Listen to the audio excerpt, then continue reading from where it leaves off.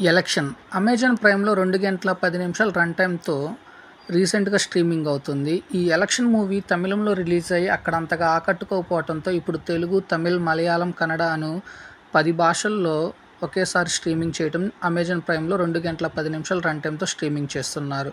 ఈ election movie ఎలా ఉందంటే ఎలక్షన్‌లను బేస్ చేసుకొని నిజ జీవితంలో ఎలక్షన్స్ ఎలా జరుగుతాయి, వాటికి ప్రజలు ఎలా అట్రాక్ట్ అవుతారు, ప్రజల్ని ఎలా ఓటుకు ఉపయోగించుకోవాలి అనే పాయింట్ ఆఫ్ వ్యూలో ఈ చిత్రం నిర్మించారు. ఈ చిత్రంలోని హీరో విజయ్ వచ్చేసి 'ఫైటర్' అనే లాస్ట్ ఇయర్ ఒక సినిమా రిలీజ్ అయింది. ఆ సినిమాలోని హీరోనే ఈ సినిమాలో హీరో.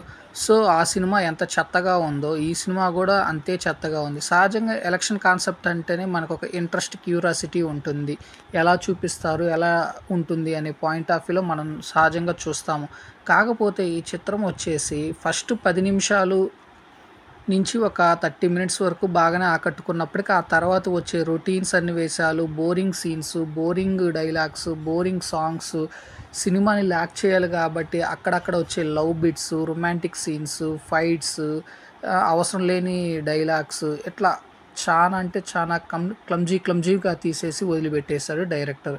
ఇకపోతే ఈ సినిమా స్టోరీ లైన్ వచ్చేసి హీరో తండ్రి ఒక ప్రాంతీయ పార్టీకి అభిమానిగా ఉంటూ ఎటువంటి పదవిని ఆశించకుండా 40 సంవత్సరాల పాటు ఆ ప్రాంతీయ పార్టీలోనే తన జీవితాన్ని కొనసాగిస్తూ ఉంటాడు. అనుకోకుండా అతను ఒక పదవి కోసం ఆశించినప్పుడు అతనికి ఒక భంగపాటు అనేది ఏర్పడుతుంది. అదే ప్రాసెస్‌లో తన కొడుకు స్వతంత్ర అభ్యర్థిగా పోటీ చేసి ఓటమి పాలవుతాడు. ఆ తర్వాత ఏం జరిగింది అనేది సినిమా స్టోరీ లైను.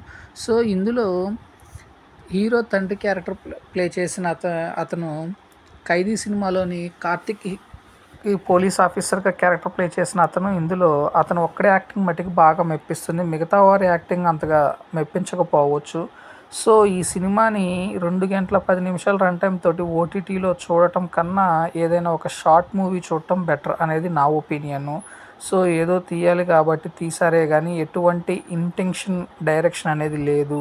చెప్పుకోదగ్గ సన్నివేశాలు గానీ, చెప్పుకోదగ్గ కథా విధానం గానీ, నేరేషన్ గానీ ఎటువంటిది లేదు. కాకపోతే ఫస్ట్ 10-30 మినిట్స్ మటికి మెప్పిస్తుంది.